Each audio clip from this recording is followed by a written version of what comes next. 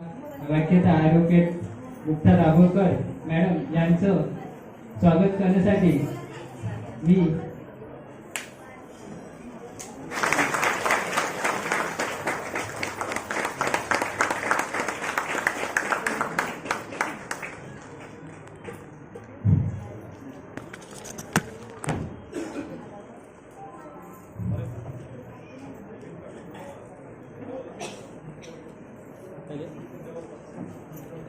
नवीन पण होत नाही. त्याचप्रमाणे अंधश्रद्धा निर्मूलन सभेचे सिंधुदुर्ग येथील ज्येष्ठ कार्यकर्ते व लोककला गीतकार हे देखील आदरणीय ॲडव्होकेट मॅडम मुक्ता दाभोळकर यांचं जनिकुमार कांबळे हे स्वागत करणार त्यांनी त्यांचं पुष्पगुच्छ देऊन स्वागत करणार.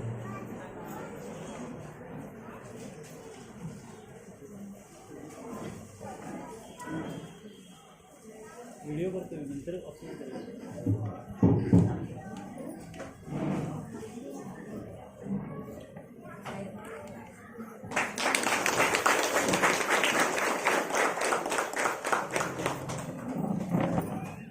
आधी व्हिडिओ करतो नंतर अपलोड करतो.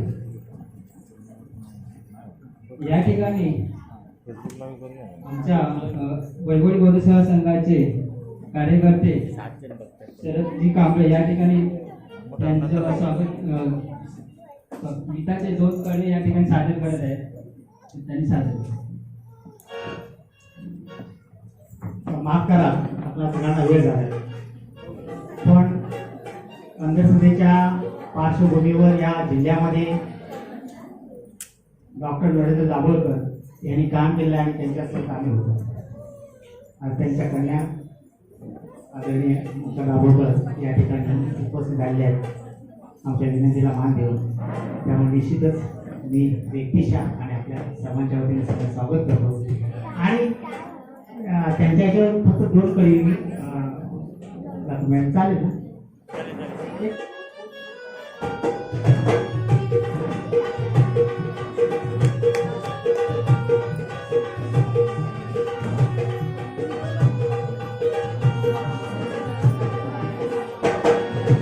अंधश्रद्धेच्या विचारावर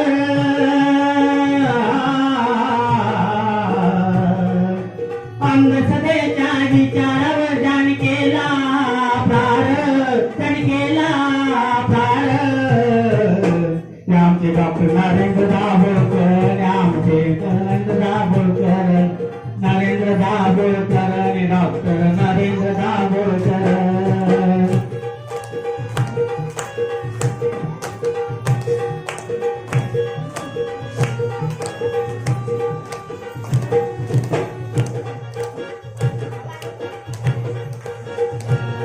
ते सत्यने बोलतात त्यांचे हत्या होते देशात.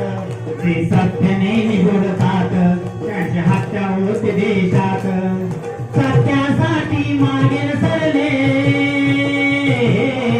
सत्यासाठी मागे सरले असे होते धुरंधर. डॉक्टर नरेंद्र दाभोळकर आणि डॉक्टर नरेंद्र दाभोळकर डॉक्टर नरेंद्र दाभोळकर आणि डॉक्टर नरेंद्र दाभोळकर.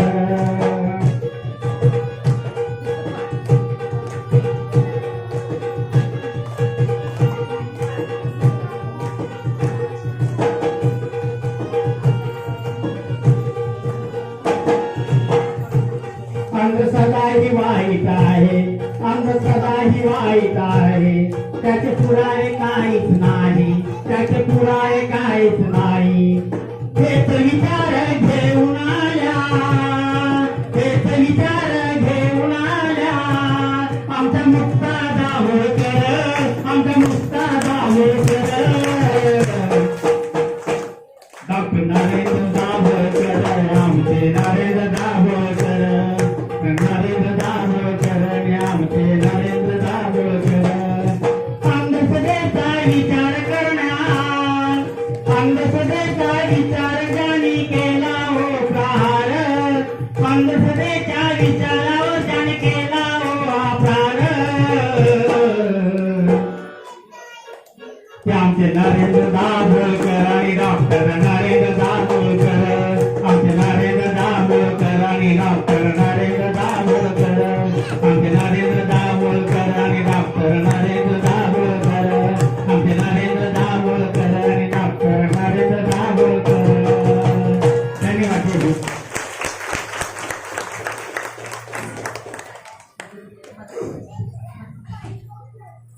धन्यवाद शरद कांबळे. यानंतर लगेचच भारतीय स्त्रिया आणि अंधश्रद्धा या विषयावर आपलं मनोगत व्यक्त करतील ज्येष्ठ सामाजिक कार्यकर्त्या मुक्ता दाभोळकर.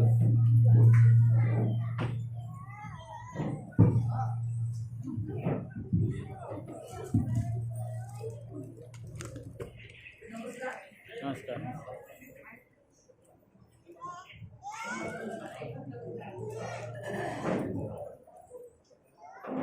हॅलो.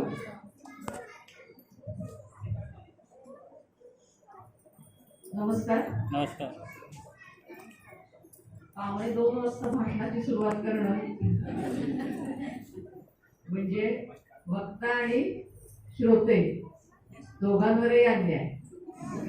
माझ्यावर कमी अन्याय, कारण मी आल्यावरती पाहुण्यांचं कौतुक म्हणून मला आपले रामचंद्र कदम आणि रुचिता कदम यांनी मस्तपैकी घावणे खायला घातले. त्यामुळे तुमच्यावर जास्त अन्याय, पण आता काही पर्याय नाही. या कार्यक्रमासाठी मी मुंबईहून आली आहे. तर आपण मला असं वाटतं की अर्धा तास मी खरं तर 45 मिनिटं माझ्या विषयाची मांडणी करणार होते, परंतु मी अर्धा तास मांडणी करेन, कारण मला पुढे 4 वाजेपर्यंत कणकवलीला देखील पोचायचं आहे. आणि मला वाटतं अर्धा तास किंवा थोडीशी जास्त, म्हणजे 2:30 पर्यंत झाला तर लोकांचं ह्याच्यापेक्षा जास्त लक्ष लागणं पण कठीण आहे. तर नमस्कार. या कार्यक्रमासाठी मला आमंत्रित करणारे वैभववाडी तालुका बौद्ध सेवा संघ याचे सर्व पदाधिकारी, त्याचा पाठपुरावा करणारे सुनील हेटकर, माता रमाई महिला मंडळ वैभववाडी यांचे सर्व पदाधिकारी, येथे उपस्थित असलेल्या सर्व महिला आणि पुरुष वर्ग, माझ्या आधीच्या सत्रातील वक्त्या पूनम, सीमा, माधुरी या तिघी तरुण स्वतंत्र विचार मांडणाऱ्या विचारी महिला, भारतीय स्त्रिया आणि अंधश्रद्धा या विषयावर मी साधारण 30 मिनिटं बोलणार आहे. एका वक्त्याने स्वतःच्या बोलण्यामध्ये मला वाटतं की सीमा आडकरांनी सिमॉन द बोवार नावाच्या एका फ्रेंच तत्ववेत्या बाईंचा उल्लेख केला. त्यांचं एक सेकंड सेक्स नावाचं पुस्तक आहे. म्हणजे बाईला त्यांनी पहिला तो पुरुष समजला जातो आणि जी दुय्यम आहे ती बाई. त्याचं सेकंड सेक्स नावाचं पुस्तक आहे. त्याचा मराठीत पण उत्तम अनुवाद केलेला आहे करुणा गोखले यांनी. सगळ्यांना ज्यांना स्त्री पुरुष समतेच्या विचाराची सुरुवात समजून घ्यायची त्यांनी हे पुस्तक जरूर वाचावं. तर ते सिमॉन द बोवार यांचं एक प्रसिद्ध वाक्य आहे की बाई जन्माला येत नाही तर ती घडवली जाते. तर हे फार विचार प्रवृत्त करणारं वाक्य आहे. मी घडवली जाते म्हणजे काय याचं एक उदाहरण सांगते आणि सुरुवात करते. मी एकदा मुंबईच्या लोकल ट्रेन मधनं प्रवास करत होते आणि माझ्यासमोर एक बाई तिच्या 2.5-3 वर्षाच्या मुलग्याला घेऊन बसलेली होती. तिचा मुलगा हातात एक कामट्यांची गदा घेऊन सगळीकडे फिरवत होता. आणि अर्थात लोकलमध्ये गर्दी होती. ती इतर लोकांना गदा लागू शकली असती, मलाही लागू शकली असती. त्यामुळे मी त्या बाईला म्हटलं जरा ती गदा बाजूला घे. तर यानंतर ती बाई मला म्हणाली माझ्याकडे बघून की खुद के बच्चे नहीं है इसलिए देख नहीं सकती. आता माझ्याकडे बघून माझं लग्न झालंय का, मला मुलं आहेत का हे कळण्याचा कोणताही साधन नाही.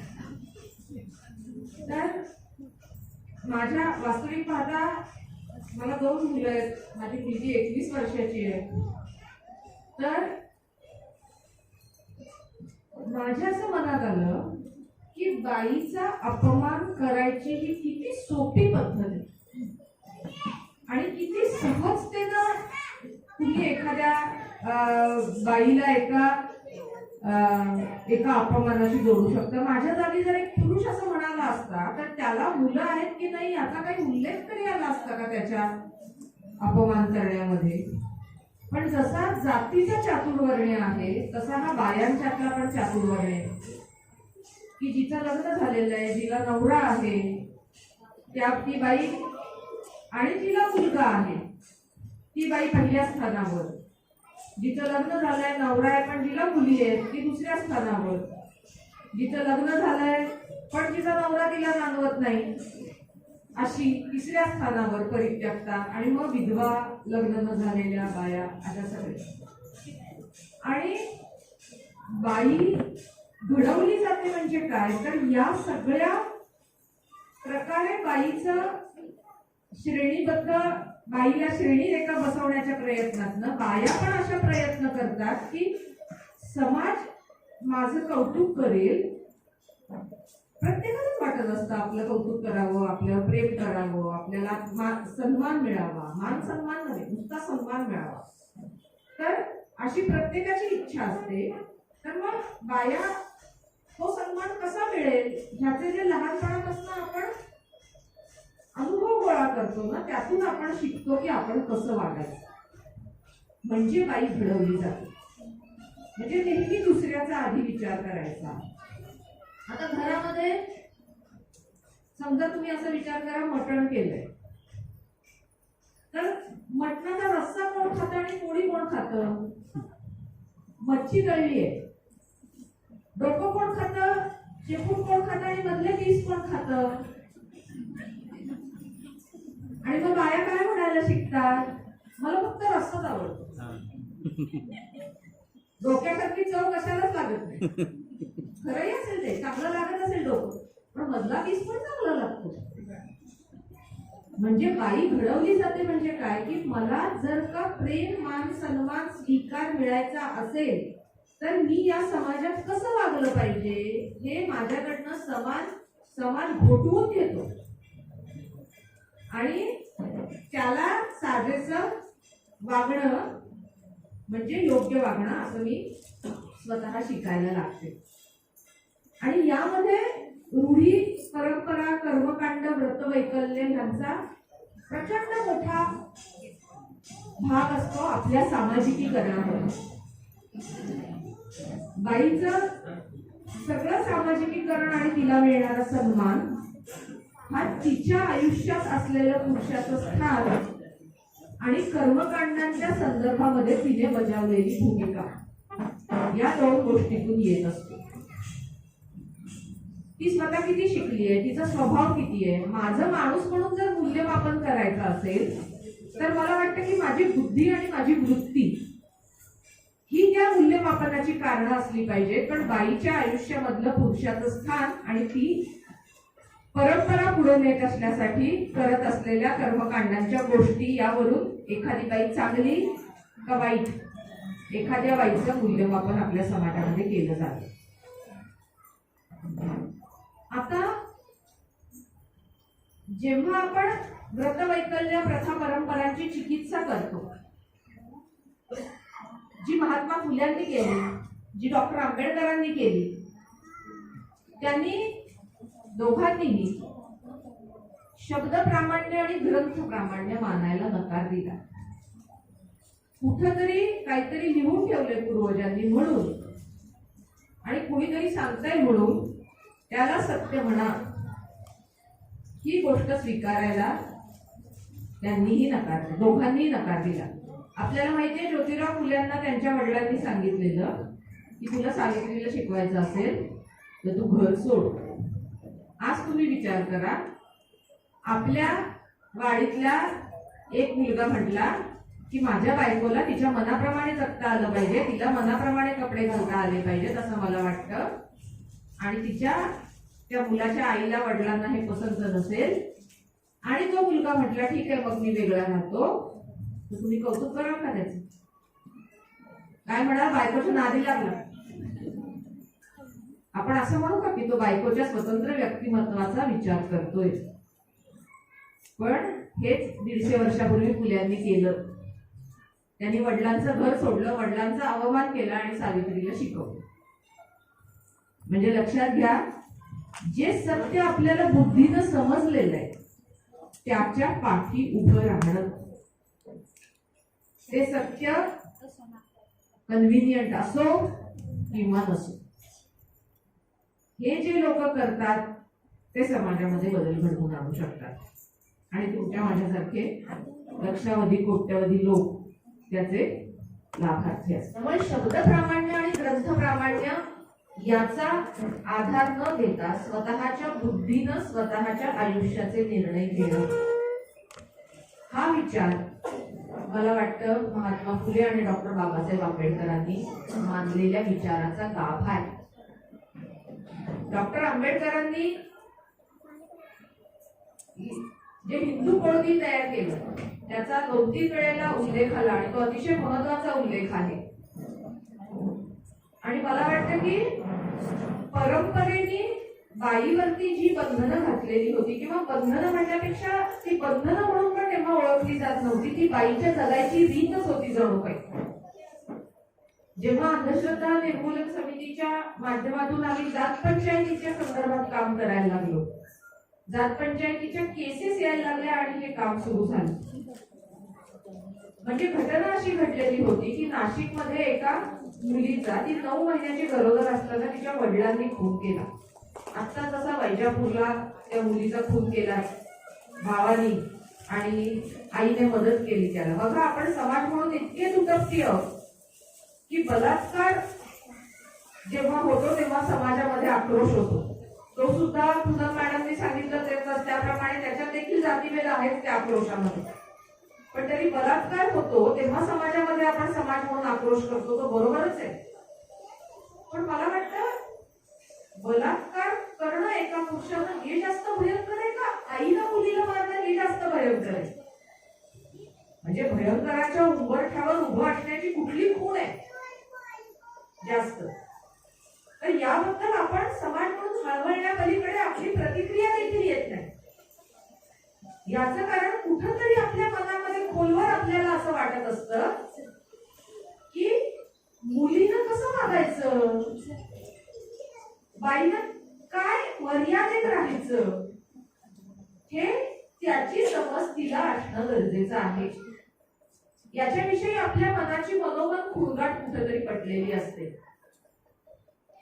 पण मला वाटतं की जेव्हा डॉक्टर आंबेडकरांनी हिंदू कोड बिल लिहिलं तेव्हा त्यांनी जातीनं घातलेल्या या सगळ्या मर्यादा उल्लंघण्याचं बाईला मुक्तद्वार दिले. आणि दुर्दैवानं जशी डॉक्टर आंबेडकर ज्या जातीत जन्मले त्यांना त्यांनी आपल्याला काय दिलं याची त्यांना जी जाण आहे, तशी मला वाटतं की महिलांना जाण नाहीये अजून समाजात की डॉक्टर आंबेडकरांनी आपल्याला काय दिलं. म्हणजे जेव्हा मी हे जात पंचायतीचं काम करायला लागले तेव्हा माझ्या असं लक्षात आलं की अनेक समाज महाराष्ट्रात आज असेल ज्यांच्या 5 लाख 6 लाख लोकसंख्या आहे. एक समाज आहे असा की ज्याच्यामध्ये मुलीचं लग्न होते वेळी तिच्या कौमार्याची परीक्षा करावी लागते आणि त्या कौमार्य परीक्षेत ती पास झाली तरच ते लग्न बालिश ठरलं जातं. आता किती अपमानकारक आणि भयंकर रूढी आहे.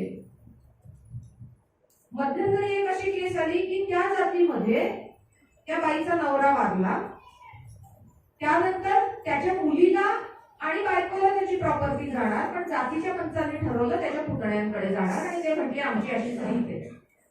अजून एका जातीची केस आली, त्याच्यामध्ये असं कळलं की विधवा झाल्यावरती त्या बाईला 24 तास एका खोलीत बंद करून ठेवायचं, तिथं तिला अन्न पाणी द्यायचं नाही, तिला तिचे नैसर्गिक विधी करायला सुद्धा बाहेर जाऊ द्यायचं नाही आणि अशा स्थितीत तिने 24 तास राहायचं. त्याच्या विरुद्ध तिच्या मुलीनं बंड केलं आणि माझी आई असं करणार नाही सांगितलं. या सगळ्या केसेस समोर का आल्या? कारण त्यांच्या विरुद्ध कुणीतरी त्या समाजातल्या माणसांनी बंड केलं. आणि जेव्हा या केसेस समोर यायला लागल्या तेव्हा मला हे जास्त प्रकर्षाने जाणवलं की हिंदू कोड बिलाचा नक्की अर्थ काय. प्रत्येक जातीमध्ये विवाह, दत्तक, विवाहाचा विच्छेद म्हणजे घटस्फोट, या संदर्भामध्ये वारसा, या संदर्भामध्ये हिंदू समाजामध्ये प्रत्येक जातीवर एक नियम आहे आणि नियम होते आणि ते लागू होते. आणि जेव्हा हिंदू कोड बिल लागू झालं तेव्हा हे सगळे नियम आता तुमच्या आयुष्याचं नियमन करणार नाहीत याच्यावरती मोहर उमटली. लक्षात घ्या, 1829 साली सतीबंदीचा कायदा झालेला, लॉर्ड बेंटिकनं तो केला. त्यानंतर 150 वर्षांनी राजस्थान मधील देवराला इथं रूपकमर नावाची बाई सती गेली. म्हणजे 150 वर्षांनी त्या प्रथेचं पुनरुज्जीवन होण्याचा प्रयत्न झाला. आणि सती जाणं हे लक्षात घ्या की घरात नाही घडत, चव्हाट्यावर घडत. हजारो लोक येतात, बघतात, पण त्या कुणीही ते थांबवण्याचा प्रयत्न केला नाही. आणि विरोध करणाऱ्यांना असं सांगण्यात आलं की तुम्ही आमच्या परंपरेमध्ये ढवळाढवळ करू नका. म्हणजे इतक्या अमानुष परंपरेचं पुनरुज्जीवन 150 वर्षानंतर होऊ शकलं असतं. परंतु ब्रिटिशांनी तो जो कायदा केला त्यामध्ये सती देणं हा पण गुन्हा होता, सती जाणं म्हणजे देणं हा गुन्हा होता, आणि त्याचं उदात्तीकरण करणं हा देखील गुन्हा त्या कायद्यामध्ये करण्यात आलेला होता. त्यामुळे त्याचं पुनरुज्जीवन होणं शक्य नाही. पण लक्षात घ्या, डॉक्टर बाबासाहेब आंबेडकरांनी ज्याच्यासाठी आपलं राजकीय करिअर पणाला लावलं त्या हिंदू बळबिलामध्ये महात्मा फुलेंनी स्त्री शिक्षणाचं काम केलं, आपण जाणतो. पण त्याच्याबरोबर त्यांनी 2 अजून महत्वाची कामं केली आहेत. एक म्हणजे त्यांनी बालहत्या प्रतिबंधक गृह पुण्यामध्ये सुरू केलं. हिंदू समाजातल्या वरिष्ठ जातींमध्ये, तथाकथित वरिष्ठ जातींमध्ये, ब्राह्मणांच्या मध्ये पुनर्विवाह करायला बंदी होती. विधवा विवाहाला, बालविवाह चालू होते. त्यामुळे मुली अतिशय लहान वयात विधवा व्हायच्या. आणि मग अशा मुलीचं संपूर्ण माणूसपण नाकारून तिचं केशवपन केलं जायचं. तिला एका लाल अलवणात म्हणजे लाल रंगाच्या साडीमध्ये गुंडाळून आयुष्यभर तिला जगायची शिक्षा असायची. आता या मुली जर का त्यांनी कुठल्या नैसर्गिक भावनेला प्रतिसाद दिला, त्या कोणाच्या प्रेमात पडल्या किंवा त्यांच्यावरती कुणी अतिप्रसंग केला, तर त्यातून त्या जर गरोदर राहिल्या तर त्यांना जीव देण्यापलीकडे काहीही दुसरा मार्ग नसायचा. या मुलींच्या बाळणपणासाठी महात्मा फुल्यांनी आणि सावित्रीबाईंनी प्रसूतीगृह सुरू केले. आणि त्यातला एक मुलगा त्यांनी दत्तक घेतला, त्या एका ब्राह्मण विधवेचा. त्याचबरोबर त्यांनी पुण्यातल्या नाभिक समाजाला विधवांचं केशवपन त्यांनी करू नये त्याच्यासाठी संपावर जायला प्रवृत्त केले. म्हणजे केवळ 150 वर्षापूर्वी या समाजामध्ये अशा प्रथा होत्या की ज्या इतक्या हिरकस प्रकारे बाईला वागवत होत्या. हिंदू बळबिलाचं महत्व हे आहे की आज या प्रथांचं पुनरुज्जीवन होण्याची 0 शक्यता केवळ हिंदू बळबिलामुळे आहे. कारण तिथं यामुळे तुमचा सगळा जातीने चालणारा कारभार थांबून या कायद्यानुसार तुमचं पर्सनल लॉ त्याला म्हणतात, तुमचं वैयक्तिक आयुष्य भारतीय संविधानाच्या चौकटीत या कायद्यानुसार चालणार आहे. म्हणजे डॉक्टर आंबेडकरांचं एक प्रसिद्ध वाक्य की बाई हे जातीचं प्रवेशद्वार आहे. बाईला त्यामुळे सगळी इब्रत त्या बाईला चिकटवलेली आहे. जातीचं व्यवच्छेदक लक्षण काय आहे, तर एक जात इतरांपासून स्वतःला वेगळं राखते, हे जातीचं व्यवच्छेदक लक्षण आहे. त्याच्यासाठी कर्मकांड निर्माण केली जातात. मग आपण असं म्हणतो ना, आमच्यात असं आहे, तुमच्यात तसं आहे का, आमच्यात अशी आमटी करतात, तुमच्यात तशी करतात. आमच्यात आणि तुमच्यात म्हणजे आमच्या जातीत आणि तुमच्या जातीत, म्हणजे आमटीपासून लग्न करेपर्यंतच्या विधींपर्यंत अनेक वेगवेगळी रिच्युअल्स आहेत की जी त्या जातीचं स्वतंत्र अस्तित्व अधोरेखित करतात. आणि मग हे स्वतंत्र अस्तित्व टिकवून ठेवण्याचं महत्वाचं साधन कुठलं, तर आंतरजातीय आणि आंतरधर्मीय विवाहांना बंदी करणं. आणि मग आंतरजातीय विवाह व्हायचे नसतील तर महत्वाची गोष्ट कुठली करायची, तर मुलीच्या लैंगिकतेवर बंदी करायची. 7-4 घरात कशासाठी, कारण मुलगी जर का बाहेर जायला लागली, तिने स्वतः शिकली आणि जे शिक्षण ज्योतिराव फुले, सावित्रीबाई, डॉक्टर आंबेडकर सांगतात ते शिक्षण फक्त नोकरी मिळवायचं शिक्षण नाहीये, ते आत्मभान देणारं शिक्षण. मुक्ता साळवेंचा सकाळच्या व्याख्यानात उल्लेख झाला. मुक्ता साळवे ही मातंग समाजातली ज्योतिरावांच्या शाळेतली, सावित्रीबाईंच्या शाळेतली मुलगी, तिनं त्या निबंधात असं लिहिलंय, तिनं प्रश्न विचारले त्या निबंधामध्ये 14 वर्षाच्या मुलीनं, की आम्हा अस्पृश्य म्हणवल्या जाणाऱ्या लोकांच्या डोक्यावर छप्पर सुद्धा नसतं, वैद्य आमच्या अंगाला हात लावायला तयार होत नाही, अशी अवस्था तू आमची का केलीस, असं तिनं तळमळून प्रश्न विचारलेला आहे निर्विकाला.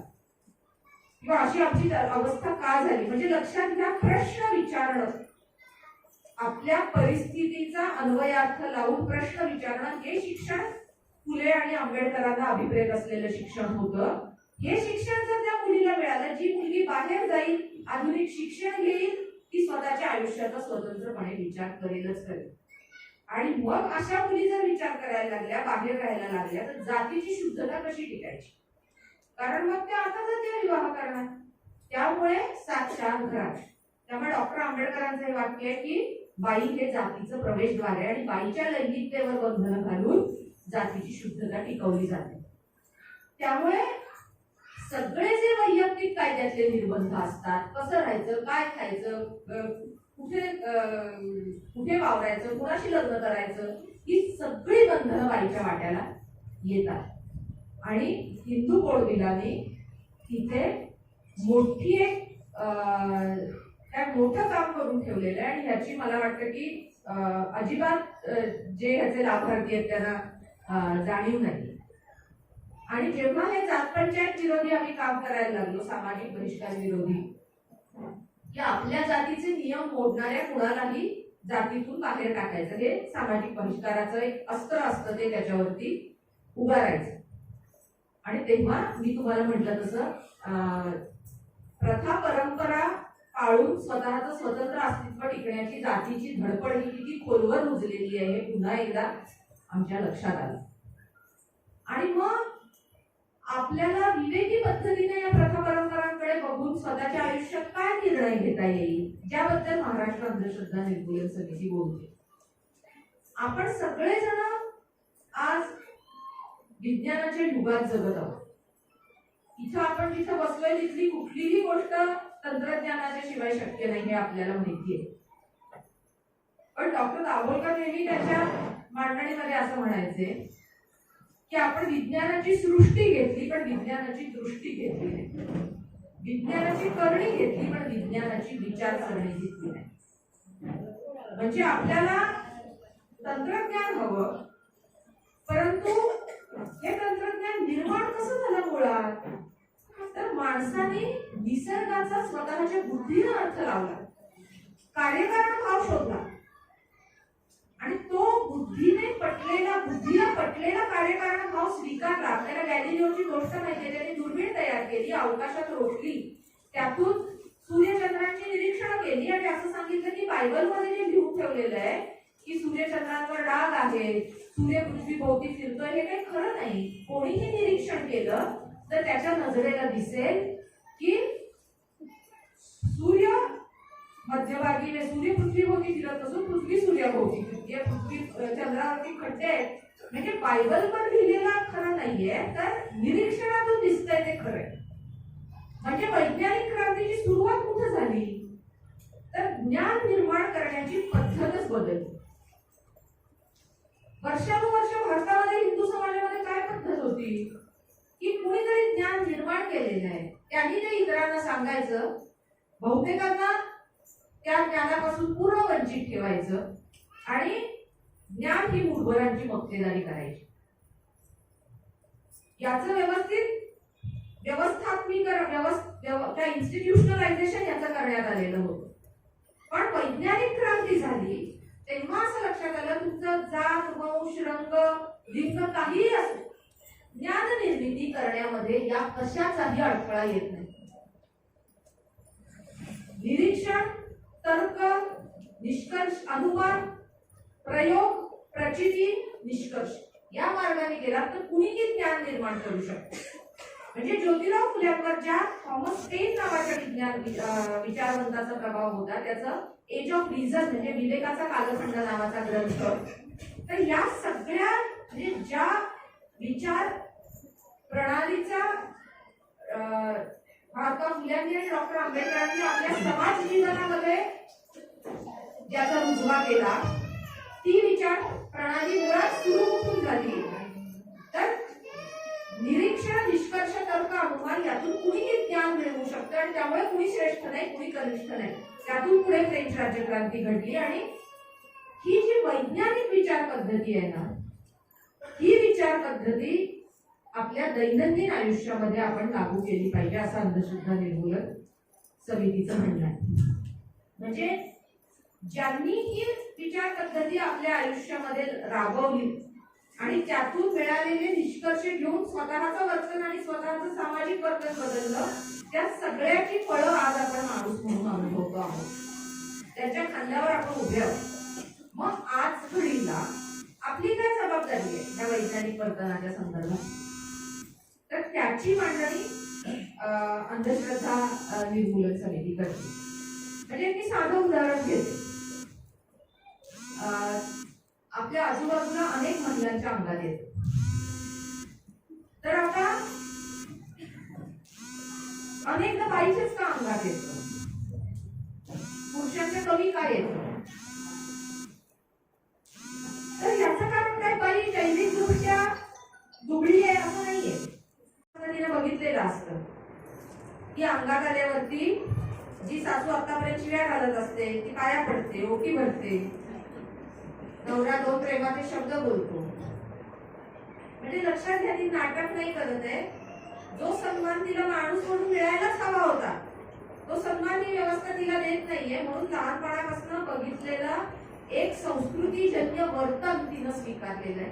हा संस्कृतीजन्य विकार म्हटलं जातं याला मानसशास्त्रात. हे खरं पुरं नाटक असतं, खोटं नाही. म्हणजे याला आम्ही फुग्याची उपमा देतो की फुग्यामध्ये तुम्ही हवा भरत जाल, एक बिंदू असा येतो की ज्या वेळेला फुगा फुटतो. तसं त्या बाईच्या मनाचं होतं की तिला त्या त्रासाची अभिव्यक्ती करता येत नाही आणि शेवटी त्या मनाचा विस्फोट करून ती स्वतःचं व्यक्तिमत्व सावरते. आणि एकदा ते सगळं घुमण्याचा एपिसोड करून गेला की परत ती नॉर्मलला येते. मग आता आपल्याला जर हे समजलेलं आहे की या गोष्टीमुळं अंगात येतं, तर मला वाटतं की आपल्याला पुढे हेही समजलं पाहिजे की मग अशा परिस्थितीत आपण काय करायचं. आपल्याला, आपण जर विज्ञानाच्या विचाराचे पायीक असू तर आपल्याला आज मुलीला शिकवा हे सांगायला कुणी यायची गरज नाही.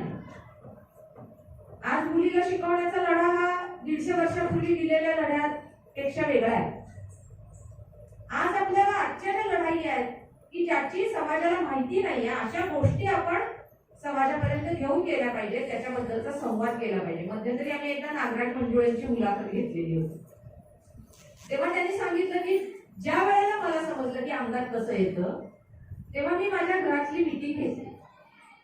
माझ्या आई, आत्या, बहिणी, असं आमच्या घरातल्या कुणाच्या ज्यांच्या अंगात येत होतं त्यांच्याशी बोललो, माझ्या वडिलांशी बोललो आणि मी सांगितलं की आपल्याला आपल्या घरातलं वातावरण असं निर्माण केलं पाहिजे की ह्या बाईच्या अंगात येतात. तिच्या बाईची चूक नाहीये, वातावरणामध्ये मोकळेपणा नसल्याची, तिचं कुणी ऐकत नसल्याची, तिला त्रास असल्याची ती खूण आहे. म्हणजे अंधश्रद्धेची बळी आणि वाहक स्त्री असते, परंतु त्या टप्प्यापर्यंत तिला पोचवणारी अख्खी समाज व्यवस्था असते. परंतु अंगात येण्यामध्ये 2 प्रकार असतात. जर का अंगात येणारी व्यक्ती चमत्काराची प्रात्यक्षिक करायला लागली, म्हणजे ती हातात उडी काढायला लागली, बुक्का काढायला लागली, प्रश्नांची उत्तरं द्यायला लागली, तर नक्की समजावं की ते ढोंग आहे. आणि अशा वेळेला तिला एक साधा प्रश्न विचारावा अंगात आलेल्या व्यक्तीला की माझ्या खिशात जी नोट आहे त्याच्यावर तो नंबर सांग. तिला काय त्याचं उत्तर सांगता येत नाही. पण जर ती बाई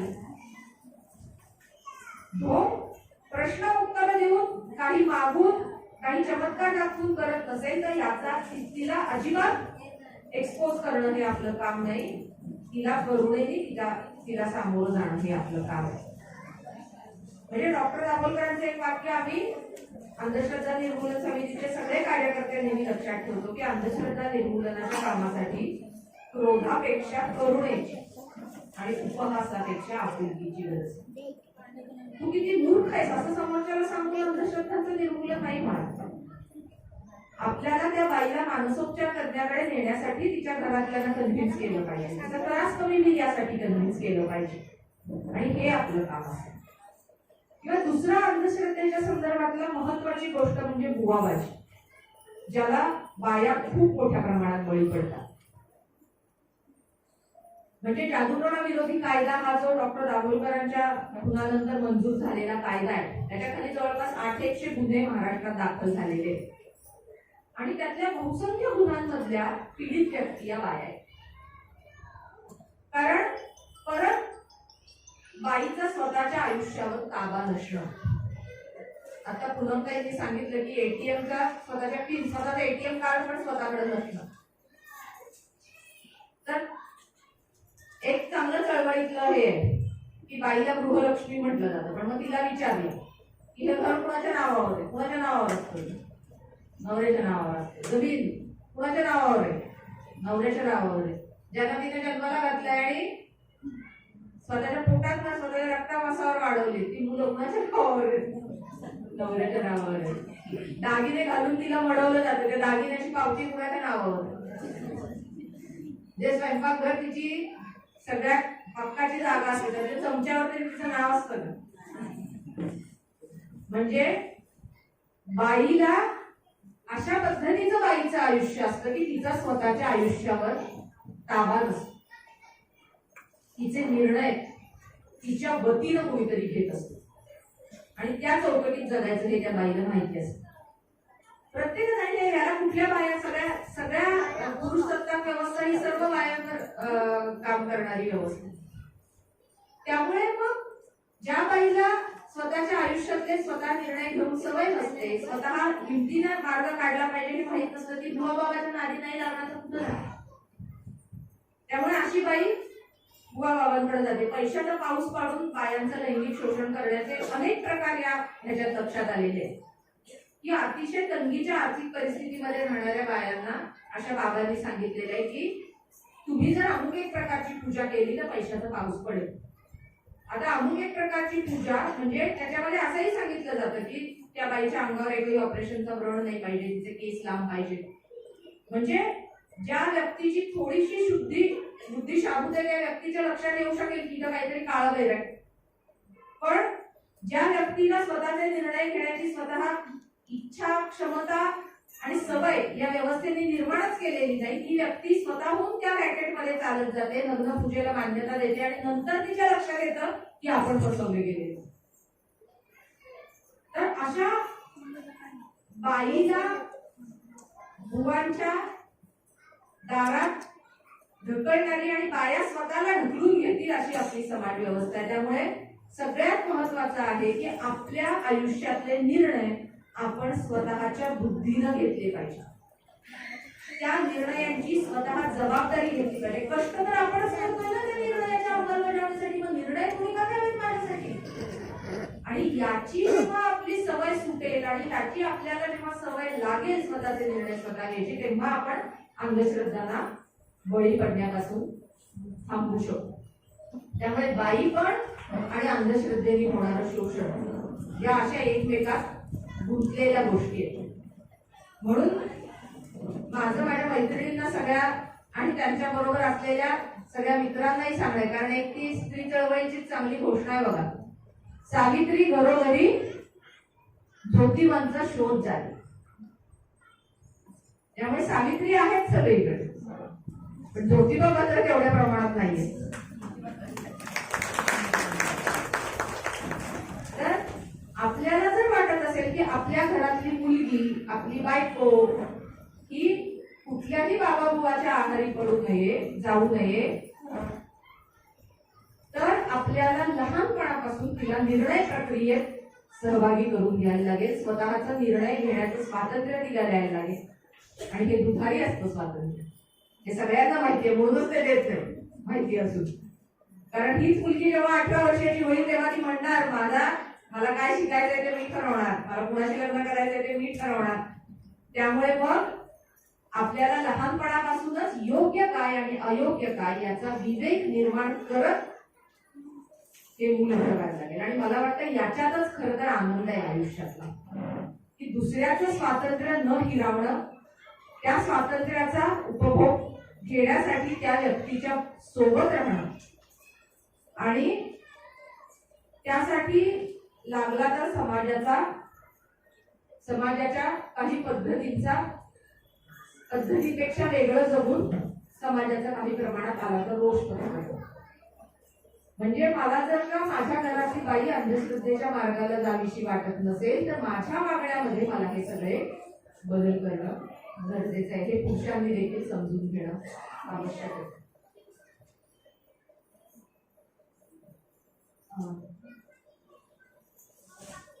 मला गायिका आपली छान इथे गाणी गायली दोन प्रिया, तिचं विशेष कौतुक करायचंय. अतिशय आत्मविश्वास आणि तडफेने तिने ती दोन्ही गाणी सादर केली. मला वाटते ती नक्की हल्ली टीव्हीवर स्पर्धा वगैरे असतात त्याच्यात भाग घेशील तू प्रिया आणि घे जरूर, तू त्याच्यात जाऊ शकशील. आणि हे जे आहे ना की माझ्यात जे आहे ते मला पुढे घेऊन जायचंय, याच्यासाठी लागणारा आत्मविश्वास हा मला आपल्याकडून आणि समाजाकडून मिळाला पाहिजे.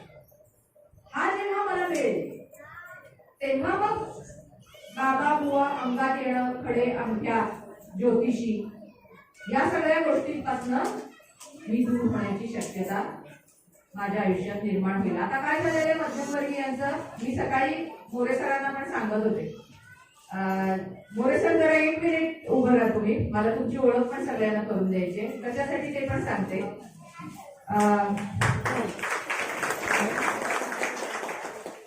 जयवंत मोरे सर हे महाराष्ट्र अंधश्रद्धा निर्मूलन समितीचं इथे जे काम सुरू करायचं आहे तिथे हितचिंतन, पण जे इथं शाखा म्हणून काम सुरू करायचं आहे तसं त्याचे एक सुरुवातीची जबाबदारी मोरे सरांनी घेतलेली आहे. तर सकाळी आम्ही बोलत होतो तेव्हा म्हटलं की आपला जसा आर्थिक स्तर उंचावतो तशा आपल्या अंधश्रद्धा बदलतात. मग कोवडं बकरं या अंधश्रद्धा उरत नाही तर वास्तुशास्त्र, फल ज्योतिष या अंधश्रद्धा यायला लागतात. मग आपल्याला खरं वाटायला लागतं की मंगळ असलेल्या मुलीशी लग्न करावं का नाही करावं, किंवा अमुक प्रकारे भविष्य बघितलं तर आपल्याला कळू शकतं का. तर आपल्याला शिक्षणाबरोबर, किंवा आता एनर्जी हा शब्द खूप वापरला जातो, याच्यामध्ये निगेटिव्ह एनर्जी असते, ह्याच्यात पॉझिटिव्ह एनर्जी असते, हे घरामध्ये आणून ठेवलं की त्यातनं ही एनर्जी रिलीज होते, फेंगशुई, अशा या सगळ्या गोष्टी असतात. तर याच्या मागे काहीही विज्ञान नाही मित्रांनो. आता आपल्याकडे याच्या खोलात जाण्यासाठी वेळ नाही, पण मी तुम्हाला सांगेन की मी फक्त एक भाषण देण्यासाठी आलेली नाही रात्रभरचा प्रवास करून मुंबईत. मी यासाठी आलेली आहे की मला असं वाटतं की आपल्याला जर हा फुले शाहू आंबेडकरांचा विचार या समाजामध्ये टिकवायचा असेल, जे पूनमताईंनी सांगितलं, आपण एकटे असून आपण हे करू शकत नाही, आपल्याला संघटन लागतं. तर मी तुम्हाला सांगेन की तुम्हाला विवेकवादी पद्धतीने आपला आणि आपल्या मुलाबाळांचा विकास व्हावा असं वाटत असेल तर तुम्ही जरूर महाराष्ट्र अंधश्रद्धा निर्मूलन समितीशी जोडून घ्या. आणि आजच्या घडीला आज ज्या प्रकारचं आपण आयुष्य जगत आहोत त्याच्यात आपण काय करू शकतो, केवळ इतिहासात काय झालं आणि काय आपण करायला हवं तर याचा विचार न करता वर्तमान बदलण्याची आजची जबाबदारी घेऊन मी काय कृती केली पाहिजे, छोट्या छोट्या कृती आहेत. म्हणजे आता 31 डिसेंबर येतो, 31 डिसेंबर हा सगळ्या दारू पिणाऱ्या माणसांचा सगळ्यात मोठा सण आणि तरुण माणसांना पण दीक्षा मिळण्याचा तोच दिवस. आणि त्यांना परत काय सांगतात, मॅडमनी सांगितलं तसं दारू नाही बिअरच प्यायची. म्हणजे जणू काय ती काही फारशी त्याला काही गोष्टच नाही. म्हणजे व्यसनाला प्रचंड सामाजिक प्रतिष्ठा मिळालेली आहे. आणि आम्ही असं मानतो की जसं अंधश्रद्धा आपला विवेक नष्ट करतात तसं व्यसन देखील आपला विवेक नष्ट करतात. आणि त्यामुळे अंधश्रद्धा निर्मूलन समिती व्यसनाला देखील तेवढाच विरोध करेल. म्हणजे तुम्ही अंधश्रद्धा निर्मूलन समितीचा कार्यकर्ता होताना तुम्हाला कुणीही विचारत नाही तुम्ही आस्तिक आहे का नास्तिक आहे. कारण भारतीय संविधानाने आपल्याला प्रत्येकाला देवाच्या आणि धर्माच्या उपासनेचं स्वातंत्र्य दिलं आहे आणि आम्ही भारतीय संविधानाच्या चौकटीत काम करतो. तर हा प्रश्न तुम्हाला कोणी विचारत नाही, पण तुम्हाला हे विचारतात की तुम्ही दारू पिता का नाही आणि पिता असं तर सोडा. कारण व्यसन हा माणसाचा विवेक घालवतो आणि आपल्याला विवेकी समाज निर्माण करायचा. जाती धर्माच्या लिंगभावाच्या पलीकडे असलेला विवेकी समाज आपल्याला निर्माण करायचा आहे. मग आता आपण काय कार्यक्रम घेतो तर 31 डिसेंबरला आपण चक्क असा एखादा छान नाका बघतो किंवा कॉलेज बघतो आणि तिथे मसाला दूध 50 ग्लास आपण करून उभे राहतो. वर्गणी काढूनच आपण ते तयार करायचं आणि आल्या गेलेल्यांना बोलवायचं आणि म्हणायचं की दारू नका दूध पिया. आणि लक्षात घ्या आपल्याला आपल्या तरुण मुलांना याचा फायदा होतो. जे हल्ली कूल समजलं जातं ना बिअर पिणं आणि मुलांवर खूप बिअर प्रेशर असतं, याचं मित्रांचं प्रेशर असतं खूप असं वागण्याचं. पण जेव्हा आपण असं वेगळं कल्चर तयार करायला लागतो ना की मजा करणं म्हणजे काही दारू पिणं नाही, कूल असणं म्हणजे काही दारू पिणं नाही, आम्ही अशा प्रकारे मजा करतो. मजा करायला कोणाचा विरोध नाहीये, पण मजा कशाला करायची याचा बुद्धीला विचार केला पाहिजे, ही आमची इच्छा आहे. म्हणजे पालकत्व पण त्यामुळे आनंददायी होतं. लक्षात घ्या आपण अशा गोष्टी करायला लागलो की त्यामुळे अंधश्रद्धा निर्मूलन समितीचं काम करण्यासाठी तुम्हाला पूर्णवेळ कार्यकर्ता असण्याची गरज नाही. इथला प्रत्येक कार्यकर्ता हा नोकरी व्यवसाय करणारा कार्यकर्ता आहे. कुटुंब, स्वतःचा व्यवसाय आणि याच्यानंतर तिसरं प्रायोरिटी जरी आपण कामाला दिली ना तरी आपण आपल्यासाठी आणि आपल्या मुलाबाळांसाठी एक विवेकी जगणं निर्माण करू शकतो. त्यामुळे माझी तुम्हाला अशी विनंती आहे की तुमच्यापैकी ज्यांना सर तुमचा मोबाईल नंबर सांगता जरा, तुमचा मोबाईल नंबर जरा सांगा, ज्यांना इच्छा असेल तरी, किंवा सर तुमच्या लक्षात आले असतील हा तुम्ही सरांना संपर्क करा आणि तुम्ही संपर्कातलेच असता सगळ्यांच्या. तर मला असं वाटतं की त्यामुळे आजच्या भारतीय स्त्री मुक्ती दिनाच्या किंवा मनुस्मृती दहन दिनाच्या निमित्ताने आपण स्वतःला हे अभिवचन दिलं पाहिजे की ज्या प्रथा परंपरांच्या मधून विमुक्त झाले त्याचे अवशेष आणि त्याचा पगडा या समाजावर जो शिल्लक आहे आणि जो प्रचंड आहे. आजच मी ज्यांच्याकडे सकाळी गेले त्या सांगत होत्या ताई रुचिका ताई की त्यांच्या शाळेमध्ये 5वीच्या मुली मार्गशीर्षाच्या गुरुवारचे उपवास करून येतात आणि चक्कर येते त्यांना. 5वीतली मुलगी म्हणजे माझ्या आजूबाजूला कितीतरी जण मला दिसतात ज्यांच्या अंगात येतं, जे बाबा बुवाकडे जातात.